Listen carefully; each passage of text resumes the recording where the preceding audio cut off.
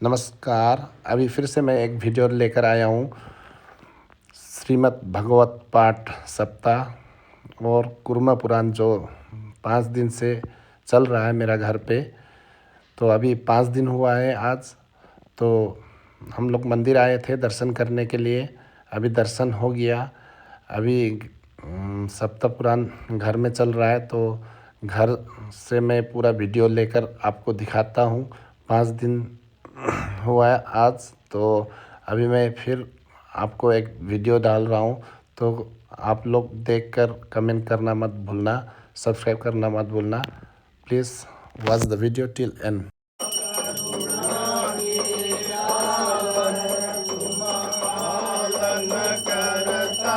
प्रभु तुम पालन सेवक प्रभु स्वामी, मैं सेवक प्रभु। लो राधे राधे राधे राधे राधे भगवान सन शुक्लपाठे ओम ब्राह्म ह्रीं ब्रूं ह्रैं ब्रूं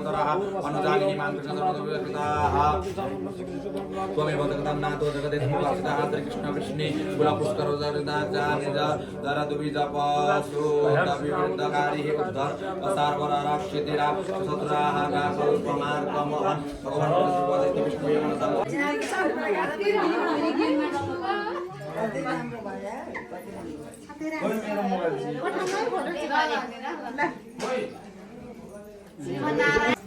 यहाँ पे पंडित लोग नाश्ता कर रहे हैं। अभी नाश्ता का टाइम हुआ है, पंडित लोग को नाश्ता दे रहे हैं। देखिए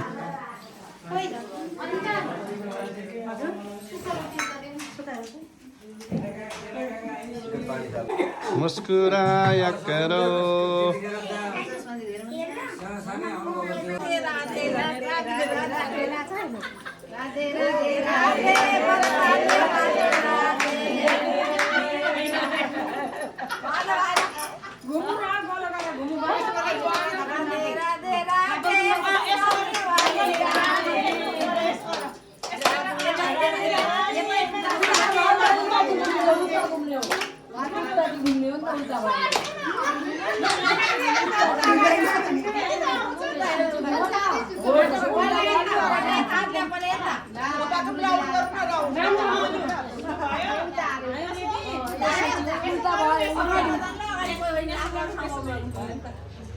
माथि अघिदेखि खिचिरहेको छ, म चाहिँ खिचिरहेको छु।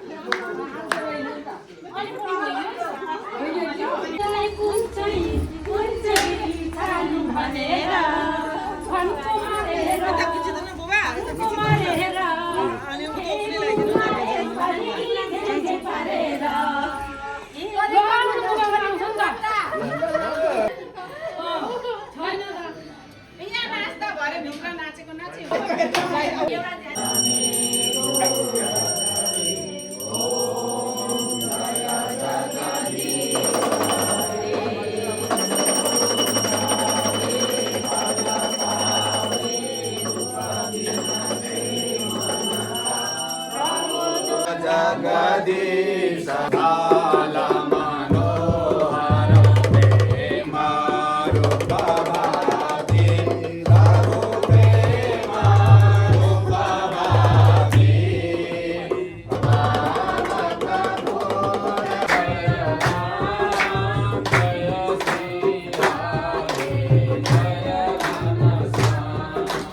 श्री राम जय जय राम जय श्री राधे जय घनश्याम भवानी जपो अधूर नाम हे जगदम्बे भवानी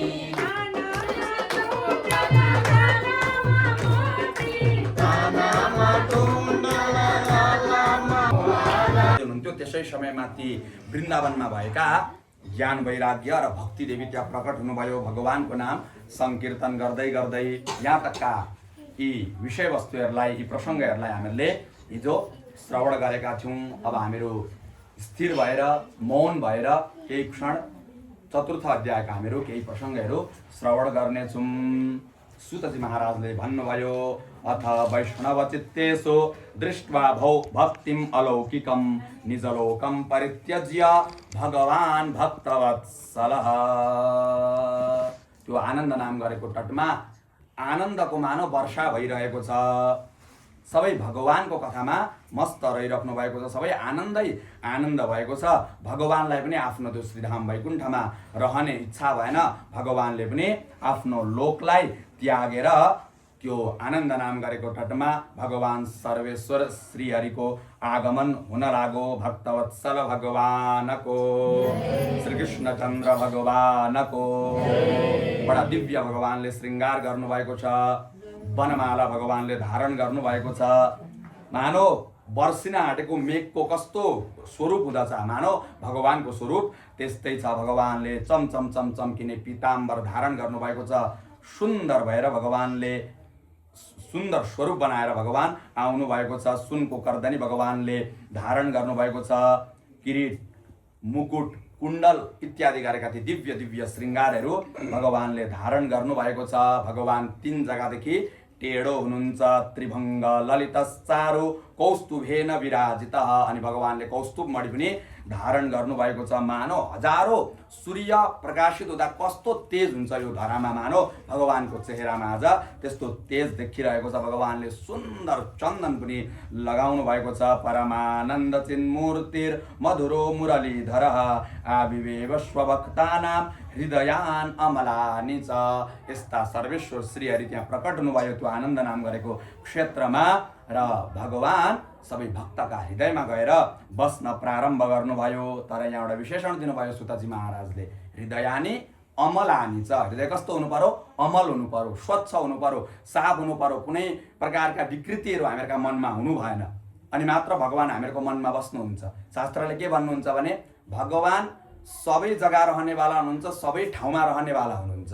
तर यसको मतलब होइन कि भगवान नराम्रा चिजमा गएर पनि बस्नुहुन्छ। हामीहरूले भागवतजीको मङ्गलाचरण गर्दा जन्माद्यस्य यतः अन्वयादि इतरतः, भगवान सबै जग्गामा हुनुहुन्छ तर नराम्रा चिजदेखि भगवान हटेर रहनुहुन्छ।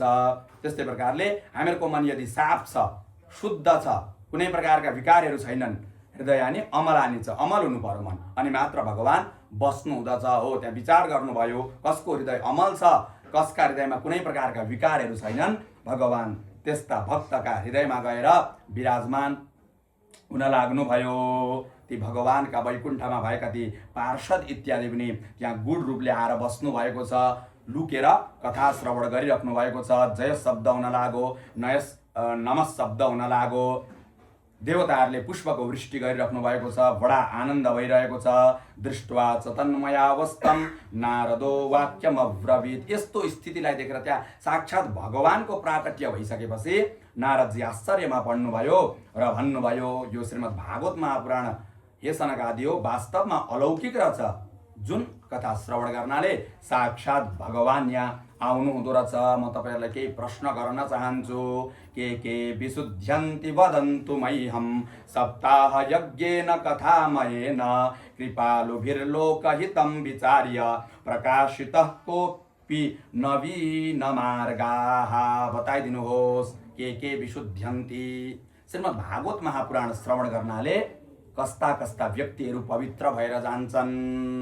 सप्ताह यज्ञेन कथामयेन कथा श्रवण गर्नाले, पाठ श्रवण गर्नाले या त श्रीमद् भागवत महापुराण आयोजना गर्नाले कस्ता कस्ता व्यक्तिहरू पवित्र भएर जान्छन्। तपाईहरू कृपालु हुनुहुन्छ, लोकहितम सबै लोकको कल्याण चाहनेवाला हुनुहुन्छ। यो आज जुन रहस्य तपाईहरूले लुकाउनु भएको छ आफ्नो भित्र, आज त्यसलाई प्रकाश गरिदिनुहोस्। सबै व्यक्तिहरूले यो श्रीमद् भागवत महापुराणको महिमालाई जानुन्। कस्ता कस्ता व्यक्तिहरू पवित्र भएर जाँदा रहेछन् भनेर जब प्रश्न गर्नुभयो, तब सनकादिहरू भन्नुहुन्छ, जो मानव सर्वदा पापमा लागेको हुन्छ। हेर्नु, हामीहरूले पग पगमा या त पुण्य गर्दै हुन्छौँ या त पाप गर्दै हुन्छौँ। भगवानले गीतामा भन्नुहुन्छ, नै कश्चित क्षणमपि जातु तिष्ठत्य कर्मकृत। मानव कहिल्यै पनि केही नगरिकन बस्नै सक्दैन। तपाईहरु आफै विचार गर्नुहोस्, कुनै पनि क्षण तपाईहरु केही नगरिकन बस्नै सक्नुहुन्न। यो धरामा भएका व्यक्तिहरू केही नगरिकन बस्न सक्दैनन्, यो निश्चित हो। तपाईँ यहाँ बस्नु भएको छ, तपाईहरुको मन अन्यत्र कहीँ डुलिरहेको होला। कसैले केही गरिरहेको हुन्छ, कसैले केही सोचिरहेको हुन्छ, कसैका मनमा कुनै प्रकारका कुराहरू चलिरहेका हुन्छन्। त्यही भएर भगवानले गीतामा भन्न बाध्य हुनुभयो, नै कश्चित क्षणमपि जातु तिष्ठत्य कर्मवृत् कार्यते यवस कर्म सर्व प्रकृति जैर्गुणैः। सबै प्रकृतिको वशमा भएर, यो संसारको वशमा भएर व्यक्तिले केही न केही गरिरहेको हुन्छ। अब त्यो पग पगमा गरेका कर्ममा या त हामीहरू पाप गर्दै हुन्छौँ या त पुण्य गर्दै हुन्छौँ। हो, पापकृतस्तु सर्वदा। अब जो व्यक्ति कहिले राम्रो सोच्दैन, राम्रो कर्म गर्दैन भने त्यसले के गर्यो? पापकृतस्तु सर्वदा, हर समय उसले पाप गरिरहेको हुन्छ। अब त्यो पापदेखि यदि उसलाई प्रायश्चित हुनु छ, निवृत्त हुनु छ भने ऊ श्रीमद् भागवत महापुराणको शरणमा आउनु पर्यो।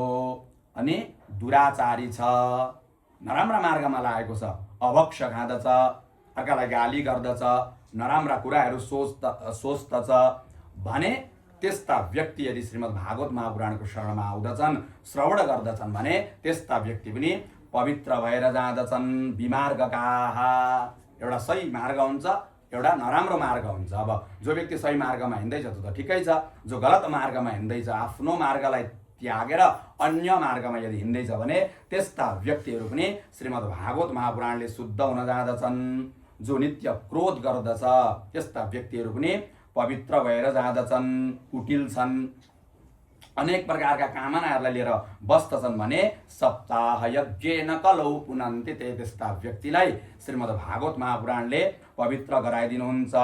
सत्येन हीना पितृमातृदूषका स्त्रीणाकुलश्चा श्रमधर्म विवर्जिताः ये दाम्भिका मत्सरणीयोऽपि हिंसका सप्ताह यज्ञे न कलौ पुनन्ति ते। जो सत्य बोल्दैन, केवल झुटो मात्र बोल्दछ, त्यस्ता व्यक्तिहरू पनि श्रीमद् भागवत महापुराणको शरणमा आउनु भने त्यस्ता व्यक्ति पनि पवित्र भएर जाँदछन्। पितृमातृदूषकाः, पिताजीको सम्मान गर्दैन। वेदले भन्नुभयो नि, मातृदेवो भव पितृदेवो भव। हे मानव, मातापिता साक्षात् देवताको समान हुनुहुन्छ। उहाँहरूलाई देवता मानेर पूजन गर, आमालाई देवता मानेर पूजन गर, पितालाई देव स्वरूप मानेर पूजन गर, उहाँहरूको सम्मान गर। वेदले सोझै आज्ञा गर्नुभएको छ। वेदका विधिवाक्यहरू, वेदले पहिला निषेध वाक्यहरू बताउनु भएको छ र विधिवाक्य बताउनु भएको छ। विधिवाक्यमा यिनै छन्, मातृदेवो भव पितृदेवो भव आचार्य देवो भव अतिथि देवो भव माम उपासित। यस्ता यस्ता प्रकारका धेरै विधिवाक्यहरू बताउनु भएको छ। विधिवाक्यमा आमा बाबाको सेवा गर, भगवानले पहिला मेरो सेवा गर भन्नु भएन कहीँ पनि, पछाडि गएर माम उपासित भन्नुभएको छ, मेरो उपासना गर।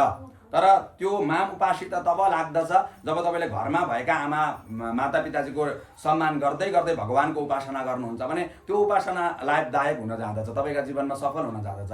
घरमा भएका आमा बाबाको तिरस्कार गरिरहेको छ र मन्दिरमा गएर फुल चढाइन्छ भने त्यसको कुनै अर्थ हुन जाँदैन। हो, त्यस्ता दुष्ट व्यक्तिहरू पनि यदि भागवतजीको शरणमा आउँदछन् भने भागवतजीले तिनीहरूलाई पवित्र गराइदिनुहुन्छ। अनेक प्रकारका तृष्णाहरूलाई लिएर बसेका छन्। आश्रम विवर्जिताः, आश्रम विवर्जिता भनेको बुझ्नुहुन्छ, 4टा आश्रम छन् हामीहरूका, ब्रह्मचारी, गृहस्थी, वानप्रस्थी र सन्यासी। 4 प्रकारका आश्रम हुन्छन्। पहिला आउँछ ब्रह्मचारी। ब्रह्मचारी आश्रमको परम कर्तव्य भनेको विद्या अध्ययन गर्नु कोही पनि विद्यार्थी नाम अध्ययनम तपः या त अध्ययनम धर्मः। अब कोही विद्यार्थी छ, कोही स्टुडेन्ट छ, उसले भन्छ होइन म पढ्न छोडेर भगवानको भजन गर्छु भन्दा त्यो भजनले उसलाई पुण्य प्रदान गर्दैन, त्यसले मोक्ष उसलाई दिनै सक्दैन। किनभने उसको त्यतिखेरको धर्म के हो भन्दा पढ्नु नै धर्म हो। प्रातःकाल उठ्नु, भगवानको 5-10 मिनट स्मरण गर्नु, यो उचित हुन जाँदछ, यो सबैले गर्नु पर्दछ। तर दिनभरि पढाइलाई छोडेर केवल धर्ममा म जान्छु यदि त्यो बालक भन्दछ भने त्यो धर्म नभएर पाप हुन जाँदछ।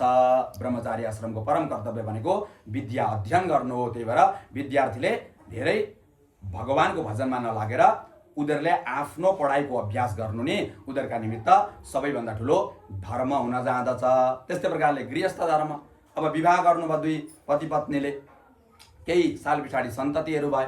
अब ती सन्ततिहरू भइसकेर होइन म यी सन्ततिको पालन पोषण गर्दिनँ, म सन्यासी हुन्छु, म भगवानको भजन गर्छु, म काशी जान्छु, हरिद्वार जान्छु, यो गृहस्थ धर्मलाई म छोडिदिन्छु भन्नुहुन्छ भने त्यतिखेर गएर तपाईँले यदि हरिद्वारमा काशीमा गएर यदि तपाईँ भजन गर्नुहुन्छ भने त्यो भजनले तपाईँलाई पुण्य प्रदान गर्दैन, त्यो भजनले तपाईँलाई पाप प्रदान गर्दछ। किनभने तपाईँ गृहस्थ धर्ममा हुनुहुन्थ्यो। गृहस्थ धर्मको परम कर्तव्य भनेको आफ्ना सन्ततिहरूलाई उच्च संस्कार दिनु, राम्रो विद्या दिनु र उनीहरूले जे चाहन्छन् त्यो पुरा गरिदिनु माता पिताजीको कर्तव्य हुन जाँदछ। पहिला त विवाह नै हुनु थिएन, विवाह गरिसकेपछि ती बाल बच्चाको भरण पोषण गर्दै गर्दै भगवानको भजन गर्नु नै गृहस्थ धर्मका निमित्त उत्तम हुन जाँदछ।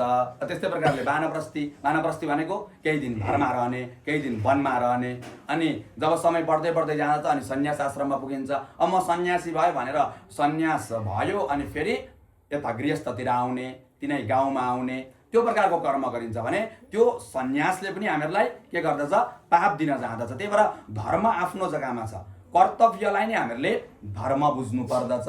हो, यसरी आफ्नो आश्रमदेखि गिरेका व्यक्तिहरूलाई पनि पवित्र गर्ने सामर्थ्य केवल श्रीमद् भागवत महापुराणमा मात्र छ।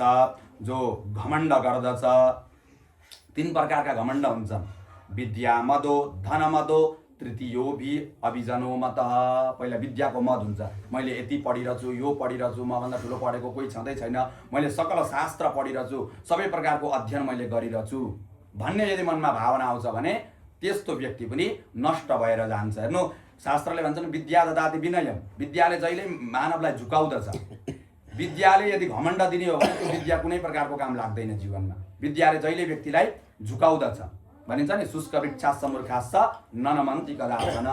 सुकेको रुख र मूर्ख व्यक्ति कहिल्यै झुक्न जान्दैन। यदि पढेर पनि ऊ झुक्न जान्दैन यदि भने त्यो व्यक्ति मूर्ख हुन जाँदछ। अर्को हुन्छ विद्या मद, धन मद, एउटा धनको मद हुन्छ व्यक्तिलाई। मैले यति कमाइरहेछु, मसँग यति सम्पत्ति छ, म सम्पत्तिको आडमा जे पनि गर्न सक्छु। सम्पत्तिको मद यदि आयो भने त्यो सम्पत्तिको मदमा पनि त्यो व्यक्ति नष्ट भएर जान्छ। अनि एउटा हुन्छ अभिजन मद। अभिजन मद भनेको मेरा हजुरबा यस्ता हुनुहुन्थ्यो, मेरा पिताजी यस्ता हुनुहुन्थ्यो, पिताजीले यस्तो गर्नुभएको थियो, यो गर्नुभएको थियो, आफ्ना परिवारका विषयमा धेरै गुणगान गर्नु, त्यस विषयमा चर्चा गर्नु पनि त्यसले हामीलाई अभिमान दिलाउँदछ।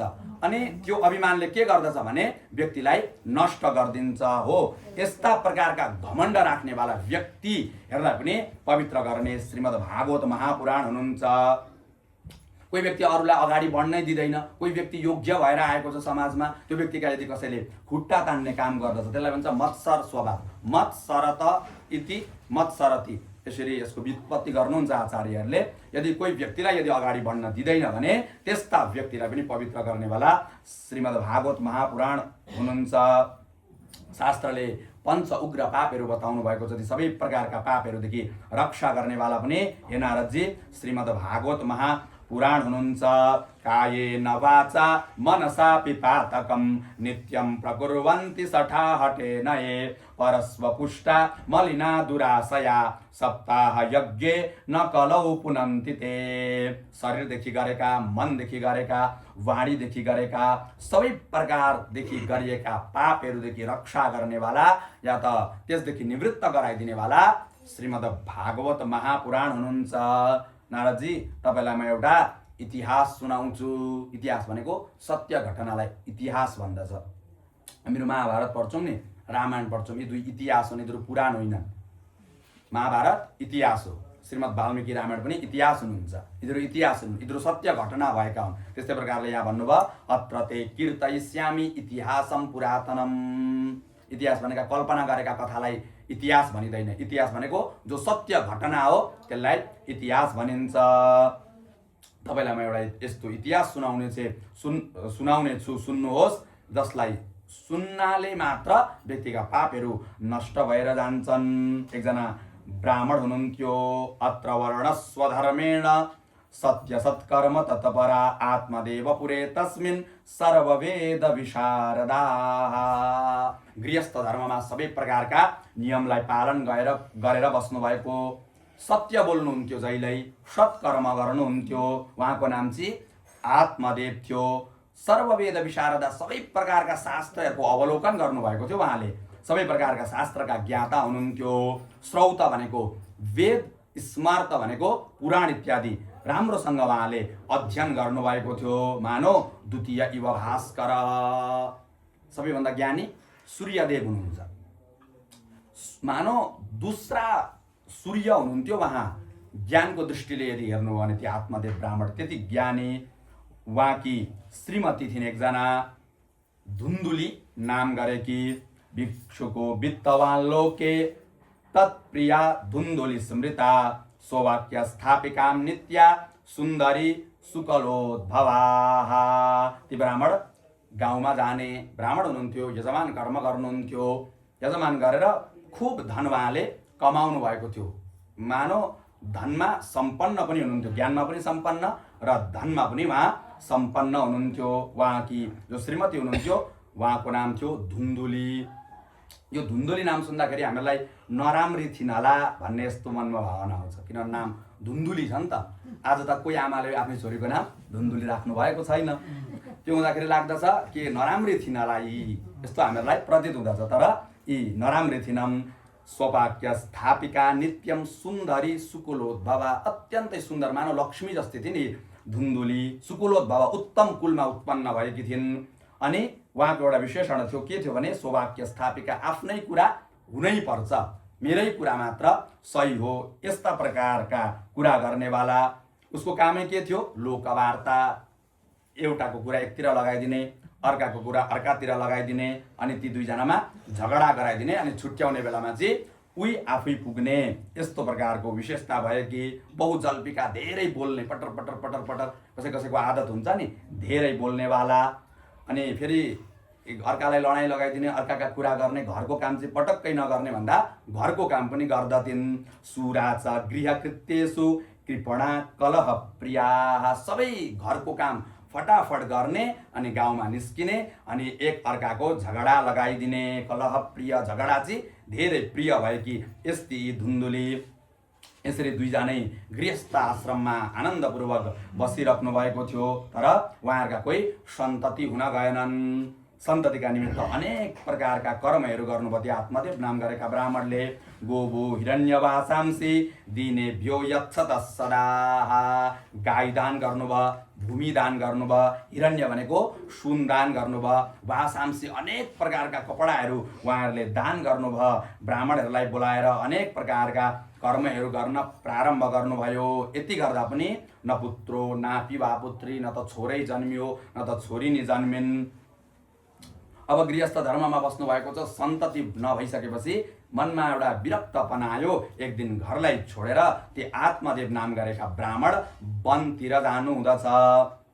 वनमा जानुभएको त्यो मध्याहको समय, घाम लागेका छन्, तृषितो, तिर्खा लाग्यो उहाँलाई ज्यादा नि। यसो विचार गर्नुभयो, अगाडि एउटा तडाग, तडाग भनेको पोखरीलाई संस्कृतमा तडाग भन्दछ, त्यो पोखरीलाई देख्नुभयो। पानी पिउनु पर्यो, म श्रान्त पनि भए थके भनेर त्यो पोखरीको अघिल्तिर गएर पानी पिउन प्रारम्भ गर्नुहुन्छ। पानी पिइसकेपछि केही क्षण आरम्भ गर्नु पर्यो भनेर बस्नु मात्र भएको थियो। त्यही समयमा एकजना कोही यति सन्यासी आउँदै गरेको देख्नुभयो। दृष्ट्वा पीतजलं तन्तु विप्रो यातस्तदन्तिकं नत्वा च पादयोस्तस्य निःश्वसन संस्थित पुराः। त्यहाँ पानी पिइसकेर बस्दै मात्र हुनुहुन्थ्यो, ती यति आएको देख्नुभयो। यतिलाई देख्ने बित्तिकै गएर साष्टाङ्ग प्रणति गर्नुभयो। अब यहाँ हामीले के बुझ्नुपर्छ भन्दा, हामीले कोही सन्यासीलाई देख्दा प्रणाम गर्नुपर्दो रहेछ। हामीले 2-3 जग्गा प्रणाम यदि गरिएन भने हामीलाई दोष लाग्दछ। देवता प्रतिमां दृष्ट्वा यति दृष्ट्वा त्रिदण्डिनां नमस्कारं न पूर्वीत प्रायश्चित्तो भवेन्नरः। जाँदैछौँ, जाँदै मन्दिर देख्यो, देवताका मूर्तिहरू देख्छे, यादै नगरिकन सरासर हिँड्यो, त्यहाँ हामीलाई दोष लाग्दछ। ती देवताहरूको प्रतिमालाई देख्दाखेरि हामीहरू झुक्नु पर्दछ। हातमा केही सामान लिएको छ, दुईटै हातमा त्यस्तो स्थिति पनि आउँछ नि त। अब के गर्ने त्यतिखेर भन्दा मनै भगवानलाई हामीले त्यहाँ प्रणाम गर्नुपर्दछ। देवता प्रतिमां दृष्ट्वा यति दृष्ट्वा त्रिदण्डिनां, यति सन्यासीहरू देख्यो भने पनि उहाँहरूलाई प्रणाम गर्ने, त्रिदण्डी दण्ड धारण गरेर हिँड्नु भएको हुन्छ नि सन्यासीहरू, त्यस्तालाई देख्दा पनि यदि देख्यो भने हामीले प्रणाम गर्नुपर्दछ। होइन भने हामीहरू प्रायश्चितका भागी बन्निन जाँदछौँ। हो आज ती आत्मदेव नाम गरेका ब्राह्मणले ती यतिलाई देख्ने बित्तिकै गएर प्रणाम गर्नुभयो। ठुलो ठुलो श्वास लिँदै हुनुहुन्छ। केही दुःख आइपरेको छ, कोही त्यस्तो मान्यजन दुःख पोख्नेवाला व्यक्ति आयो भने मान्छेले ठुलो ठुलो श्वास लिन जाँदछ। त्यस्तै प्रकारले ती आत्मदेवले ठुलो ठुलो श्वास लिँदै रुँदै रुँदै भन्नुहुन्छ, रुन लाग्नुभयो। त्यो रोएको देखेर ती यति आश्चर्यमा पर्नुभयो। यी पानी पिइरहेका थिए, कुदेर आए, मलाई ढोगे, अनि ठुलो ठुलो श्वास लिँदै रुन प्रारम्भ गर्दछन्। सोध्नु पर्यो यिनलाई भनेर सोध्नु हुँदछ, के कारणले रुनु भएको हे विप्र, के चिन्ता छ तपाईँलाई, बताउनुहोस्। वदस्वं सस्वरं मह्यं स्वस्य दुःखस्य कारणं, के दुःख आइरहेको छ तपाईँलाई बताइदिनुहोस्। तपाईँको दुःखको कारण के हो, म निवारण गर्न सक्छु भने म प्रयत्न गर्नेछु। यसरी आज्ञा गर्नुभयो ती सन्यासीले ती ब्राह्मणलाई। आत्मदेव भन्नुहुन्छ, हे ऋषे, के बताउनु तपाईँलाई म, मानो मेरो पूर्व जन्मको प्रारब्धले गर्दाखेरि आज मैले यो दुःखलाई प्राप्त गरिरहेको छु। मदीया पूर्वजास्तोयम कवोष्णमुपभुञ्जते, मेरो पूर्व जन्मको कर्मको कारणले होला मेरा कोही सन्तति भइरहेका छैनन्। म घरमा पिताको निमित्त श्राद्ध गर्दछु, माताको निमित्त श्राद्ध गर्दछु, अनि त्यो तर्पण दिँदछु।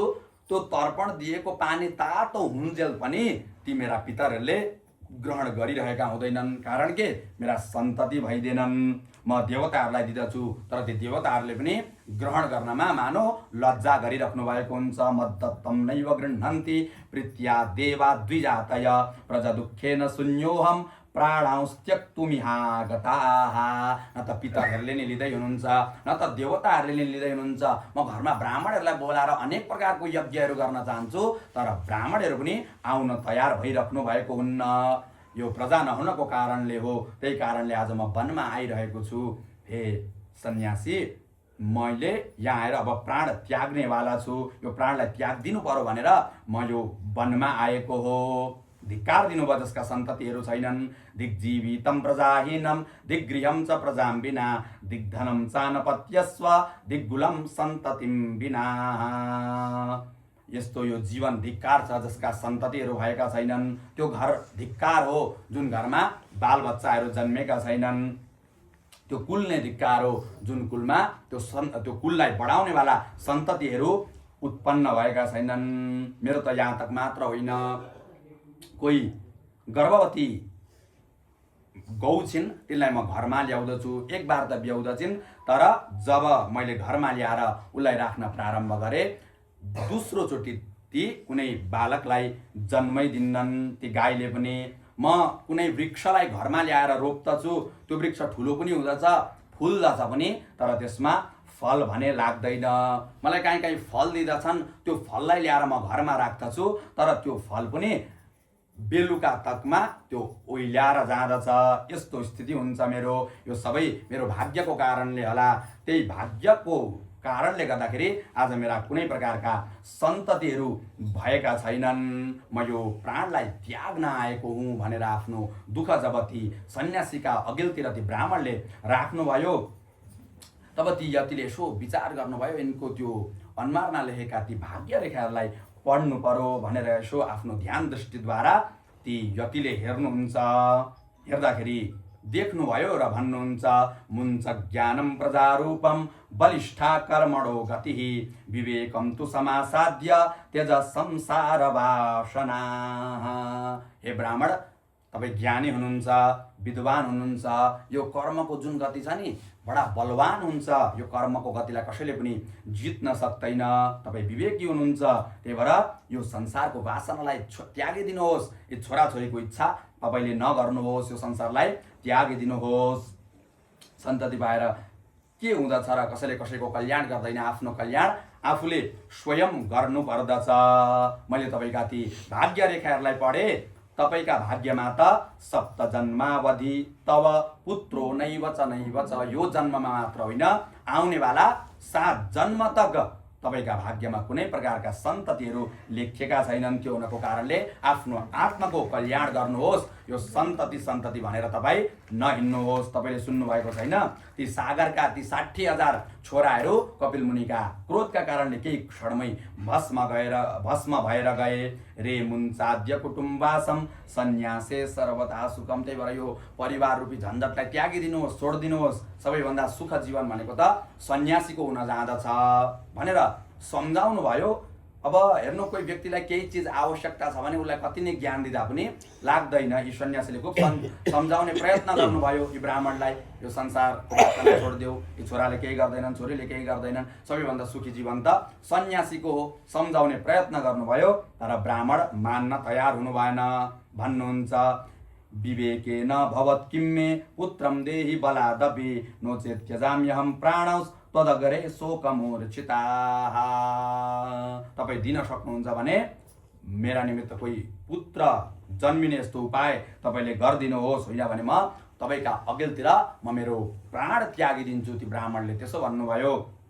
र अगाडि भन्नुहुन्छ तपाईँ के जान्नुहुन्छ यो संसारका कुरा? तपाईँ सन्यासी मान्छे एउटा जोगी बनिएर हिँड्नु भएको छ। तपाईँले के जान्नु भएको छ? यो परिवारको सुख, पुत्रादि सुखहीनोयम सन्यास शुष्क एवहि। मानौ एउटा सुकेको रुखको स्थिति के हुन्छ? मलाई त यस्तो लाग्दछ कि यो सन्यासीको जीवन पनि त्यो सुकेको रुखको समान हो। तपाईँले छोरा हुँदा कुन प्रकारको सुख हुन्छ, छोरी हुँदा कुन प्रकारको सुख हुन्छ, परिवार बस्दाखेरि कुन प्रकारको सुख हुन्छ, त तपाईँले के जान्नु भएको छ? तपाईँ त एउटा सन्यासी मान्छे हो। गृहस्थ रसतो लोके पुत्र पौत्र समन्विता। छोरा नाति जब हुँदछन् व्यक्ति यति आनन्दित हुँदछ, त्यो गृहस्थको रसलाई तपाईँले के बुझ्नु भएको छ? तपाईँ सन्यासी भएर तपाईँ दिन सक्नुहुन्छ भने कोही पुत्र हुने या त पुत्री हुने उपाय बताइदिनुहोस्, होइन भने म तपाईँका अघिल्तिर म आफ्नो प्राण त्यागिदिन्छु भनिसकेपछि ती सन्यासीले यसो सोच्नुभयो, यी मेरा अघिल्तिर मर्दछन् भने त यसको दोष मलाई लाग्नेछ, मलाई ब्राह्मण हत्याको दोष लाग्नेछ, केही उपाय गर्नु पर्यो भनेर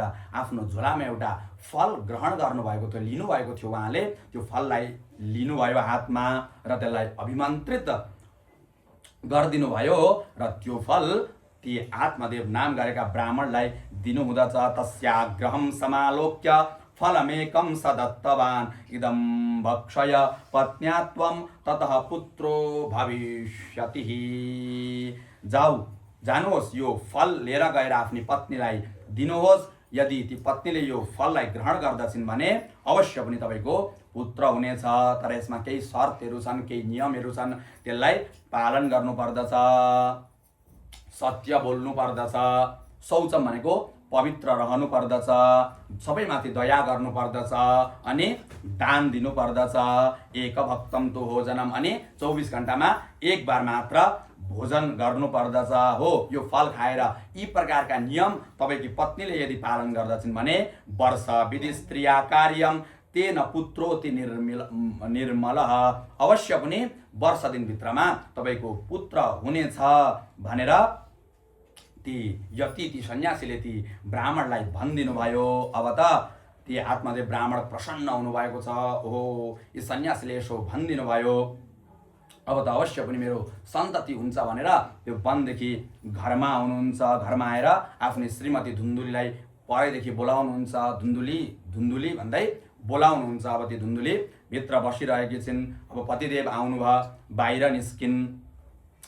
बाहिर निस्केपछि भन्नुभयो, ती सबै प्रकारका घटनाहरू बताउनु भयो। एकजना यति मैले भेटेको थिएँ, उहाँलाई मैले भने हामीहरूका कोही सन्तति छैनन्, उहाँले एउटा फल निकाल्नु भयो र त्यसलाई अभिमन्त्रित गरेर दिनुभएको छ।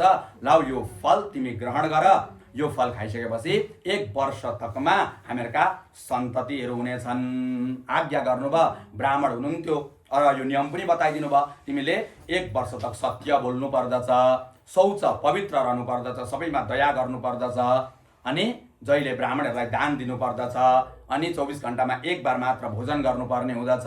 यी सबै प्रकारका नियमहरूलाई बताइदिनु भयो र फल दिनुभयो, ल यो फल खाऊ भनेर। अब ती आत्मदेव नाम गरेका ब्राह्मण कर्मकाण्डी हुनुहुन्थ्यो, कहीँ कर्म गर्न जानुहुन्थ्यो। त्यो फल दिइसकेर उहाँ घरदेखि निस्केर जानुभयो। अब त समय बित्दै गएको छ, गाउँमा धुन्धुली निस्किन छोडिन् घरबाट दिनदिनै। अब गाउँमा दुईजना व्यक्तिको खोजी हुन्छ अरे, या त ज्ञानीको या त दुष्टको। कसैले गाउँमा पुरा हर व्यक्तिलाई सताइरहेछ, हल्लै मात्र गर्दछ, अर्काको झगडा लगाइदिन्छ भने त्यो व्यक्ति गाउँदेखि 2-3 दिन यदि कहीँ अन्यत्र कहीँ जानु हो भने त्यो व्यक्ति कहाँ गएछ भनेर खोज्दछन्। अब कोही ज्ञानी हुनुहुन्छ, सबैलाई राम राम भन्नुहुन्छ, ज्ञान दिँदै हिँड्नुहुन्छ, सबैसँग राम्रो बोल्नुहुन्छ भने उहाँ कहाँ जानुभएको छ भनेर उहाँको खोजी हुन जाँदछ। अब यी धुन्धुली अत्यन्तै दुष्ट, सबैको झगडा लगाइदिनेवाला। अब पतिले यति भनेर एउटा फल दिनुभएको छ। अब धुन्धुली घरदेखि निस्किन छोडिन्। अब उसकी एकजना प्रिय मित्र रहेछन्, कोही साथी गाउँमा हुन्छ नि, उपधुन्धुली भन्नुहुन्थ्यो क्या अर्का गुरुजी पढाउँदाखेरि। उपधुन्धुली भन्दा उसलाई फरक पर्दैन भन्नुहुन्थ्यो। त्यो धुन्धुली जस्तै ऊ पनि त्यस्तै झगडा लगाइदिने, केही गरिदिने। अब आफ्नै सहपाठी आएकी छैनन्, अब खोजी त गर्नु पर्यो नि त, कहाँ गइछिन् भनेर। माइत गइन् कि कहाँ गइन् कि घरमै छैनन् कि बुढाले अन्यत्रै कहीँ लिएर गए कि। अब ती जो धुन्धुलीकी साथी थिइन्, मित्र थिइन्, ती आउँदछिन् घरमा। आएर हेर्दा त धुन्धुलीको अनुहार कालो भइरहेको छ, मानव तगडा थिइन्, काम गर्नमा सुरवीर थिइन्। दिनदिनै धुन्धुली दुब्लाइरहेकी छिन्। आइन्, के कारणले त बाहिर निस्किरहेकी छैनस्? के भयो तँलाई? बिमार छेस्? केही परेशानी आएको छ तँलाई? सोधिन् तिनले। तब भन्दछिन्, अहो चिन्ता ममोत्पन्ना फलम चाहम न भक्षते। सुन्न, मेरा पति वनमा गएका थिए अरे, कोही जोगीलाई भेटे अरे, अनि त्यो जोगीले एउटा फल निकालेर अभिमन्त्रित गरेर सन्तति हुन्छ भनेर दिएको छ अरे। अब यो फल मैले खानु अरे मेरा पतिले भनेका, तर यो फल म खान्न। अनि साथीले भनिन्, होइन नि, त्यो फल खान त, सन्तति हुनु त राम्रो कुरो हो त। ती आफ्नी सखी जुन छिन्, ती आफ्नी सखीलाई सम्झाइरहेकी छिन्, होइन नि यो फल म खान्न। त भन्छ मैले कहिले जीवनमा, किनभने अघि नियम बताएका छन्, त भन्छ मैले कहिले जीवनमा सत्य बोलेको छु आज तक भने त्यो साथी भन्छ, छैनस् त सत्य त बोलेकै छैनस्। अनि यो फल खाइसकेपछि मैले त सत्य बोल्नु पर्ने हुँदछ। अनि शौचम, अब यो फल खाइसकेपछि मैले पवित्रता रहनु पर्छ अरे। जहिले नुहाउनु पर्यो, बिहान उठ्नु पर्यो, भगवानको सेवा गर्नु पर्यो, त्यो शुद्ध हविष्यान्न खानु पर्यो। मैले कहिल्यै नुहाएको देखेकी छेस् तैँले? मैले कहिले हविष्यान्न खाएको देखेकी छेस्? छैनस्। अनि यो फल खाने हो भने त मैले सबै प्रकारका नियमलाई पालन गर्नु पर्दछ। अनि जहिले मैले दान गर्नु अरे, एकदम लोभिने के धुन्धुली। अब दान गर्न पनि नसक्ने, एकभक्तम, अब हर समय खाइ गर्ने, समय समयमा खाइ गर्ने। अब एकभक्तम, पतिले भन्नुभएको छ कि एक बार मात्र भोजन गर्नु।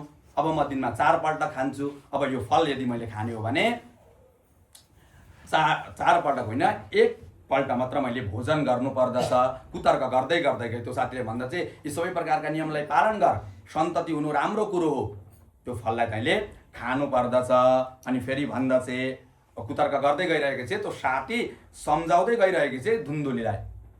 ती साथी के भन्दछिन्, स्वल्प भक्षम ततो शक्तिर्गृह कार्य कथम भवेत्। अब मैले दिनमा 1 बार मात्र यदि खाने हो भने घरको कार्य कसले गरिदिन्छ? यो घरलाई कसले सफा गरिदिन्छ? किनभने सबै घरको कार्य त मैले गर्नु पर्दछ। यति भनिसकेपछि साथीले भनिन्, ठिकै छ नि त, गर्भिणी भइसकेपछि तेरो घरको कार्य म आएर गरिदिउँला, केही म सकाउँला, कोही अरू साथीहरू आएर सकाउँदछन् भनेर ऊ साथी सम्झाइरहेकी छे। तर ऊ कुतर्क गर्न त्यो धुन्धुली छोडिरहेकी छैन। यति मात्र होइन, अझै अर्को पनि गडबड छ। दैवघाटी ब्रजेत गाम पलायत गर्भिणी कथा।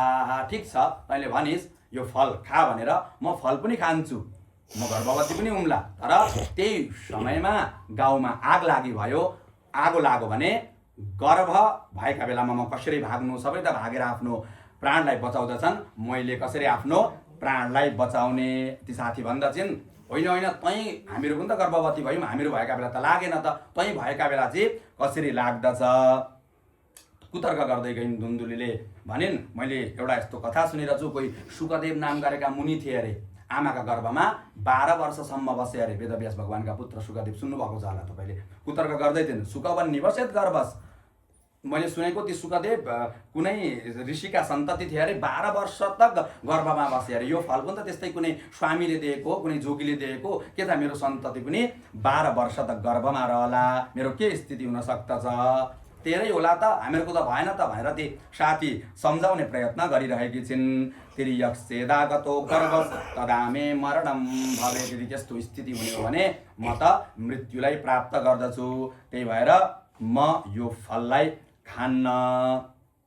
सम्झाउँदै गइन्। अनेक प्रकारका कुतर्कहरूलाई थप्दै जाँदैछिन्। म यति सुन्दरी छु, यदि मैले कोही सन्ततिलाई जन्म दिने हो भने मेरो यो सुन्दरता ह्रास भएर जाँदछ, त्यस्तो केही पनि हुँदैन, त फल खा भनेर फेरि ती सखी सुनाइरहेकी छिन्। फेरि त्यो धुन्दली भन्दैछिन् होइन यति मात्र होइन नि, अझै गडबडी हुन्छ। ठिक छ मैले फल खाएँ, मेरो गर्भ पनि रह्यो, मेरो सन्तति पनि जन्मियो, तर जब मेरो सन्तति जन्मिन्छ, जब म सुत्केरी हुन्छु, तब मलाई स्याहार्नका निमित्त मेरा पतिले के गर्नुहुन्छ, नन्दलाई बोलाउनुहुन्छ।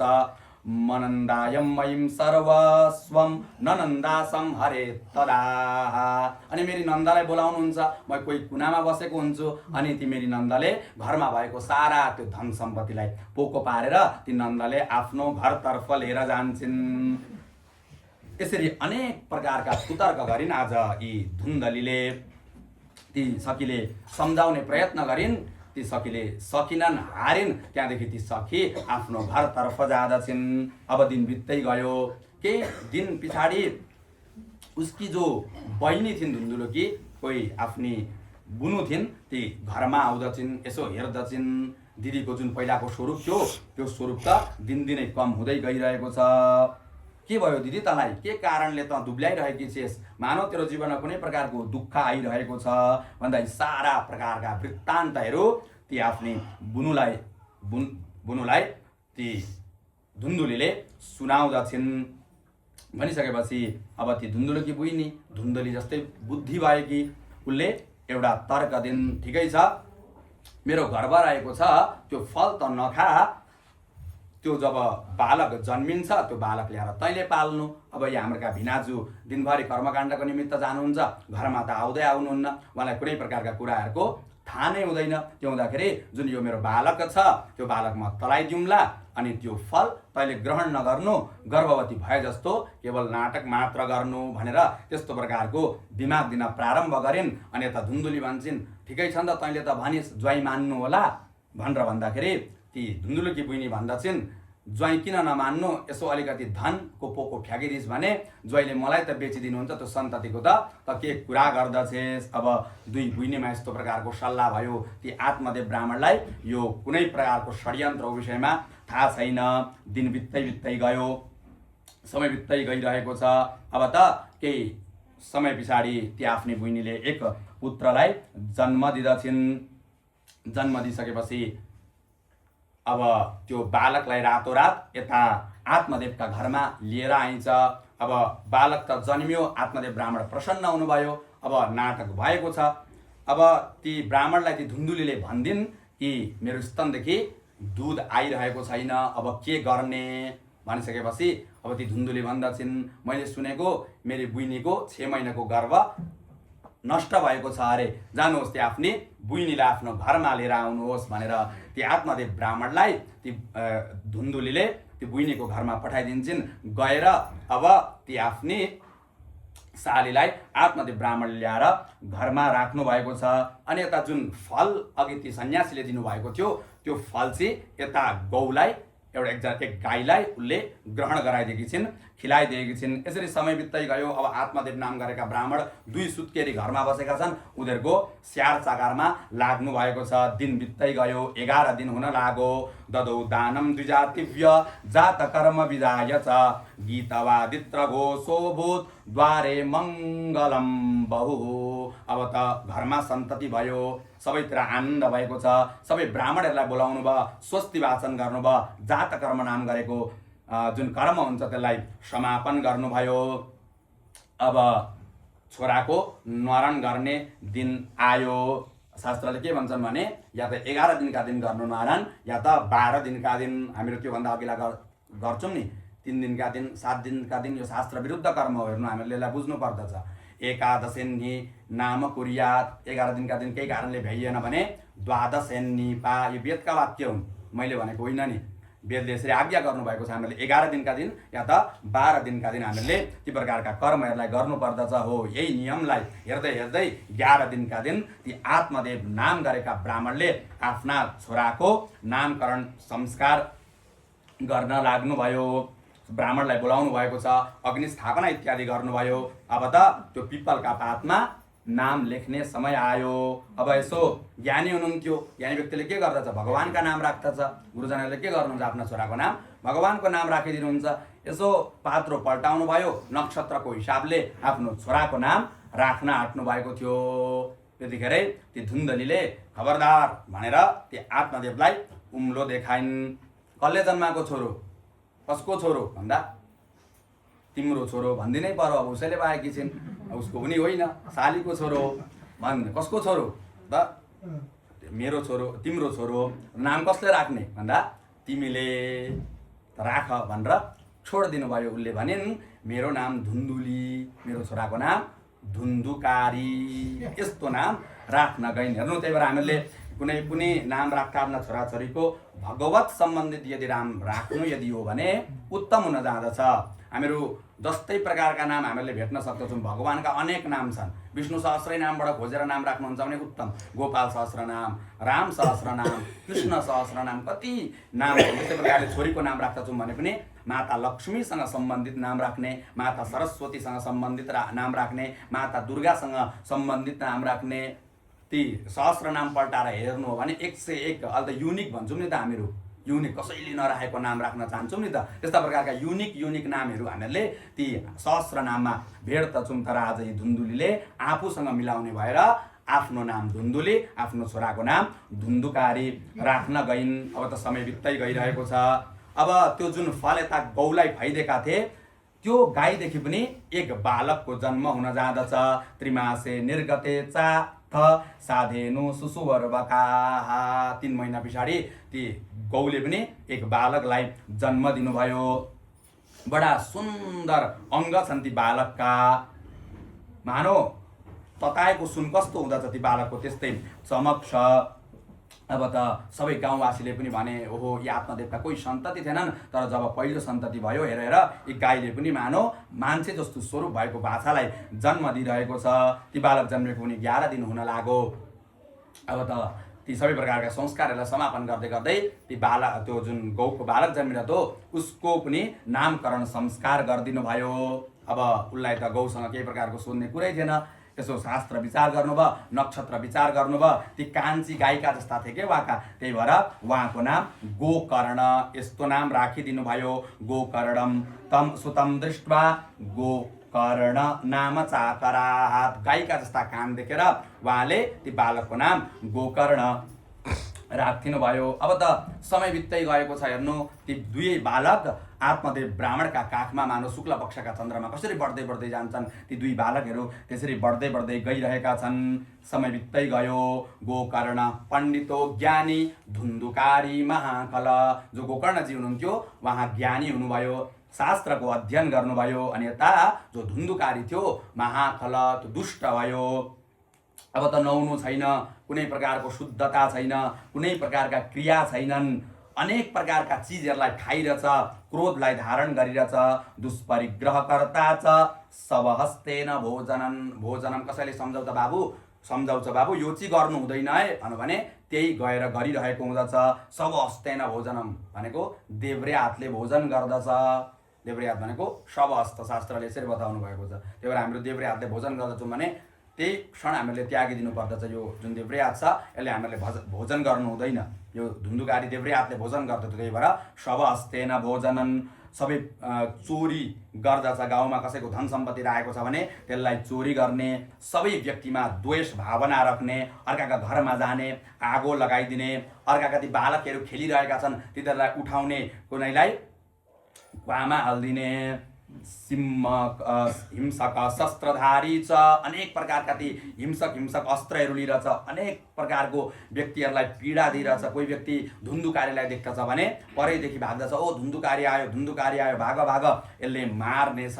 यसरी सबै व्यक्ति धुन्धुकारीसँग डराउन प्रारम्भ गर्दछन्। अब त सबै प्रकारको सम्पत्तिलाई नष्ट गरिदिरहेछ, पिताका धन सम्पत्तिहरूलाई बेचेर खान प्रारम्भ गर्दछ। एक दिन त एकदा पितरौ ताड्य पात्राणी स्वयमाहरा, ती आत्मदेव नाम गरेका ब्राह्मण घरमा बसिराख्नु भएको थियो। एकाएक आएर ती पिताजीलाई कुट्दछ, कराउँदछ र घरमा भएका ती सबै प्रकारका ती पात्रहरू थिए, बर्तन इत्यादि थिए, ती सबैलाई भेला पारो, एउटा कुनै बोरामा हालो अनि लिएर जाँदछ।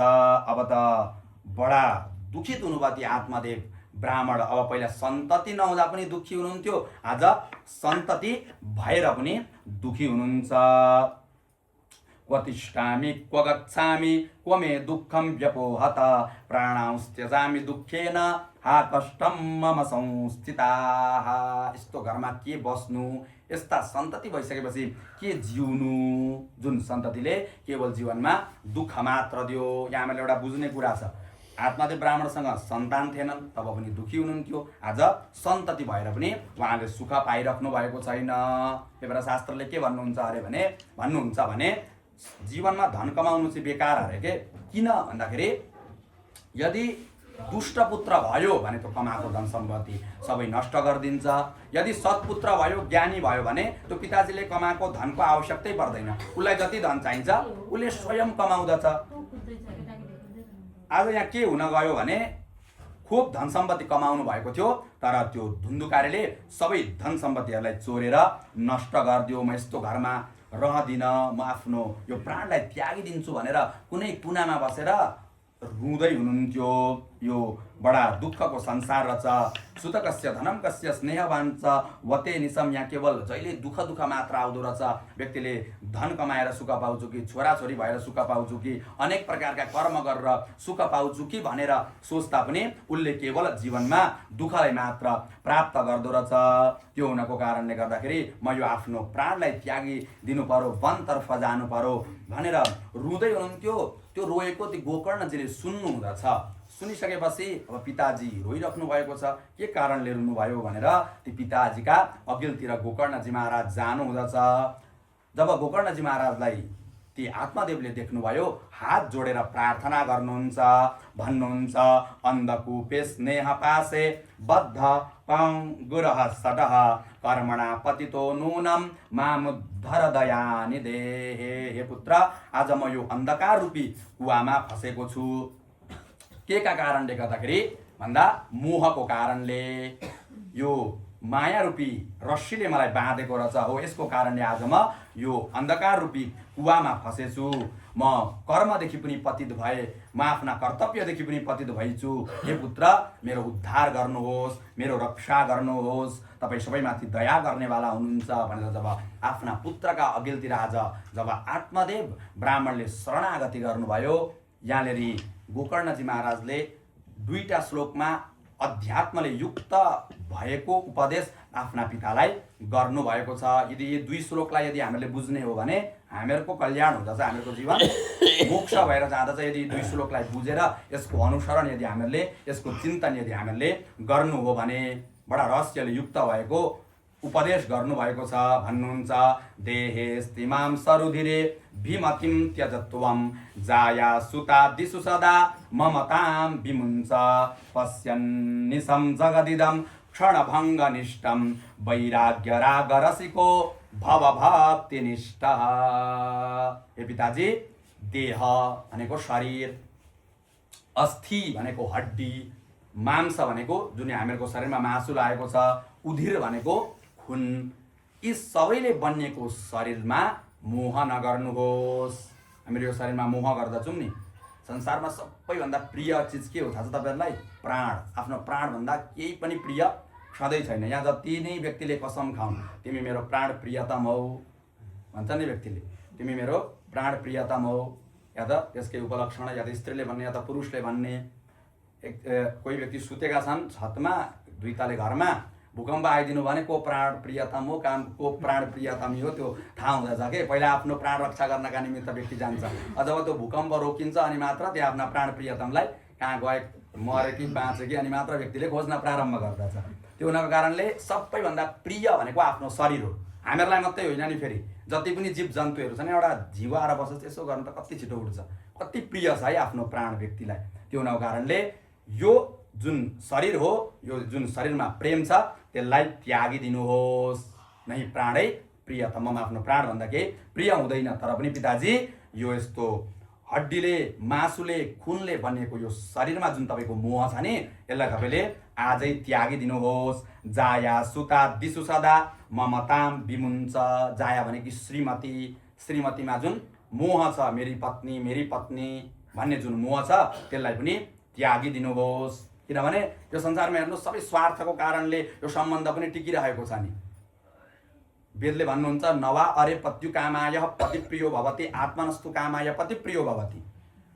तपाईँ कसैकी पत्नी हुनुहुन्छ, कतैका पति हुनुहुन्छ भने ती पत्नीको तपाईँले पोषण गर्दै हुनुहुन्छ, उसलाई धन सम्पत्ति ल्याएर दिँदै हुनुहुन्छ, उसले भनेका कुराहरू तपाईँले गरिदिनु हुँदैछ, त्यही भएर ती पत्नी प्रिय लाग्दछन्। बिहे गरेर ल्याउने हो, ती पत्नीले कुनै प्रकारका कार्य नगरिदिनु, घरमा आएर सुतेको सुतै गरिदिनु भने ती पतिले ती पत्नीलाई तिरस्कार गरेर घरदेखि निकालिदिन्छन्। अब यसको उपलक्षण बुझ्नुहोस्। तपाईँले कोही पतिसँग विवाह गर्नुभयो, ती पति कमाउँदैनन्, सुतेको सुतै मात्र गर्दछन्, कुनै प्रकारका चिजहरू पनि ल्याउँदैनन्, धनलाई पनि कमाउँदैनन्, कुनै प्रकारको त्यो गृहस्थ धर्म चलाउनका निमित्त उसले सहयोग पनि गर्दैनन् भने ती पत्नीले पनि ती पतिलाई त्यागिदिन्छन्। कारण के? स्वार्थ छ नि त त्यहाँनिर। त्यो पतिको काम पत्नीले गर्दैछन्, पत्नीको काम पतिले गर्दैछन्, त्यही भएर त प्रेम छ। अब एक पुत्र छन्, एक पिता छन्, ती पुत्रलाई ती पिताले हेर्नु हो भने ती पुत्रले पनि त आफ्ना पितालाई त्यागिदिँदछन् नि त। त्यही भएर वेदले भन्नुभएको छ नवारे पत्यु कामाय पतिप्रियो भवति आत्मनस्तु कामाय पतिप्रियो भवति। आफ्ना मनका कुराहरू ती पति र पत्नीले मान्दिँदैछन्, त्यही भएर यो संसारमा पति र पत्नीमा प्रेम छ, पुत्र र पितामा प्रेम छ, छोरी र आमामा प्रेम छ, गुरु र शिष्यमा पनि केही स्वार्थ भाव हुन्छ अनि मात्र प्रेम हुन जाँदछ।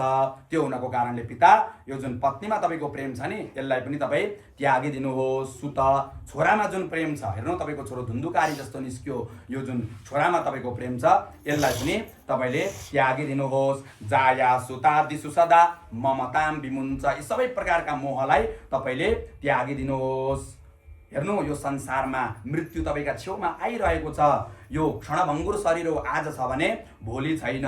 त्यही भएर वैराग्यलाई धारण गर्नुहोस्। भवभक्तिनिष्ठ भगवानको खूब भजन गर्नुहोस्। यो मन भगवानमा लगाउनुहोस्। पहिलो श्लोकद्वारा यस्तो उपदेश गर्नुभयो र अर्को श्लोकमा भन्नुहुन्छ धर्मम भजस्व सततम त्यज लोक धर्मान सेवस्व साधु पुरुषान् जहि काम तृष्णान् अन्यस्य दोष गुणचिन्तनम् आसु मुक्त्वा सेवा कथारसमहो नितरां पिबत्वम्। धर्मम भजस्वम, धर्मलाई धारण गर्नुहोस्। आफ्नो कर्तव्यलाई तपाईँले बुझ्नुहोस्। तपाईँको कर्तव्य के हो? तपाईँ यो किन धरामा आउनु भएको? हामीहरूको कर्तव्य के हो? भगवानलाई मोक्षलाई प्राप्त गर्नु। यो संसारमा आएर फस्नु हामीहरूको कर्तव्य होइन। अब हामीलाई भगवानले यति सुन्दर शरीर प्रदान गर्नुभएको छ, यो शरीरको कार्य नै यति हो कि यसले हामीहरूले भगवानलाई प्राप्त गर्न सकौँ। त्यही भएर धर्मम भजस्व सततम त्यजलोक धर्मान। त्यजलोक धर्मान भनेका यहाँ शास्त्रसँग सम्बन्ध नभएका गाउँमा धेरै प्रकारका नियम हुन्छन्। हामीहरू सुनाइमा धेरै प्रकारका नियमहरूलाई अनुसरण गर्दै गएका हुन्छौँ, जसको शास्त्रसँग कुनै प्रकारको लेनदेन छैन। अब ती कर्म गर्दछौँ भने त्यसले हामीलाई पापको वृद्धि हुँदछ। लोकमा बसेका छौँ, शास्त्रसँग कुनै प्रकारको सम्बन्ध छैन। ती मास्टर के हजुरआमाले भनिदिनु भयो, तलतिरका हजुरबाले भनिदिनु भयो, यसले भनिदिनु भयो, उसले भनिदिनु भयो, गुरुजीले नै भने पनि ती गुरुजीले भनेका यदि कुराहरू शास्त्र सम्मत छैनन् भने ती कुरालाई हामीले त्यागिदिनु पर्दछ। त्यही भएर पिताजी तपाईँ यो लोकलाई पनि छोडिदिनुहोस्। यो लोकका यी जुन धर्महरू छन् यिनीहरूलाई पनि तपाईँले त्यागिदिनुहोस्। त भन्नुभयो पिताजीले म के गरौँ भन्दाखेरि सेवस्व साधु पुरुषान्, जानुहोस् साधु सन्त महात्मा ज्ञानी सज्जनको सेवा गर्नुहोस्। यी सबै प्रकारका कामनाहरूलाई तपाईँले त्यागिदिनुहोस्। अन्यस्य दोष गुण चिन्तनम आसु मुक्ताः, अर्काका गुण र दोषको पनि चिन्तन नगर्नुहोस्। हेर्नु हामीहरूले कसैको गुणगान पनि धेरै गर्नु हुँदैन। ओ त्यो व्यक्ति त्यस्तो भएछ, यस्तो गरेछ, यहाँ गरेछ, त्यो सफल भएछ, यसको विषयमा हाउ स्विट भन्दै हामीले अर्काका खुब गुणगान गरिरहेका हुन्छौँ नि। अर्काको गुणको पनि धेरै चिन्तन हामीले गर्नु हुँदैन। त्यस्तै प्रकारले अर्काको दोषको पनि चिन्तन गर्नु हुँदैन।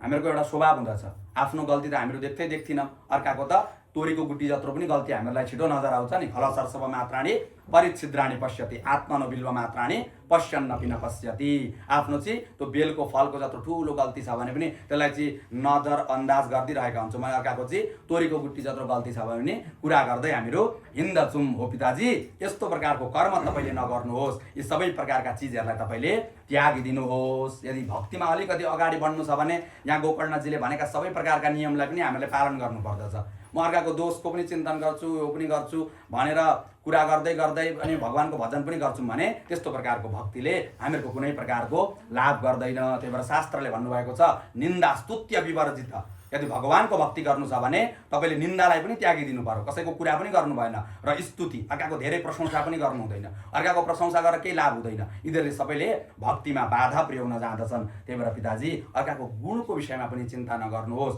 दोषको विषयमा पनि चिन्ता नगर्नुहोस् आसु मुक्ता यी सबै चिजलाई तुरन्तै तपाईँ त्यागिदिनुहोस् र सेवा कथा र समहो नितराम पिबत्वम जानुहोस् गएर भगवानका कथाको सेवन गर्नुहोस् भगवानका कथाहरू श्रवण गर्नुहोस् हो यदि यी सबै प्रकारका नियमलाई पालन गर्दै गर्दै तपाईँले भगवानको भजन गर्नुहुन्छ भने अवश्य पनि तपाईँले मोक्षलाई प्राप्त गर्नुहुन्छ पिताजी जानुहोस् यही समय हो तपाईँको यो घरलाई तुरन्तै त्यागिदिनुहोस् गोकर्णजीले यस्तो उपदेश गर्नुभयो आज पिताजीलाई यो पिताका ती आज्ञाहरूलाई छोराका आज्ञाहरूलाई शिरोधार्य गरेर पिताजी घरदेखि निक्लिनुहुन्छ वनतर्फ जानुहुन्छ मन भगवानमा समर्पित गर्नुभएको छ युक्तो हरेर अनुदिनम परिचर्यासौ श्रीकृष्णमापनियतम दशमस्य पाठात् यी सबै इन्द्रियहरूलाई सङ्ग्रह गर्नुभएको छ यी इन्द्रियहरू विचलित हुन्छन् नि त यो आँखा कान नाक मुख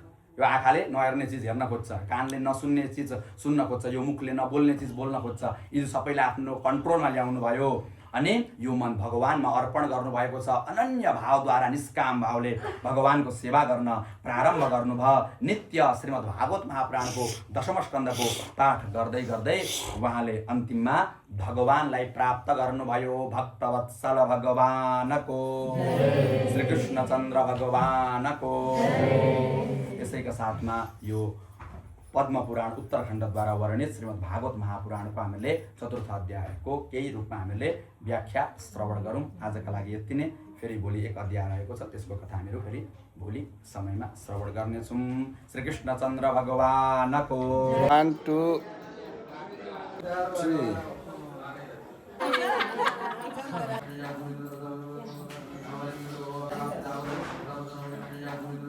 1 2 यता हेर्नु न भन्नु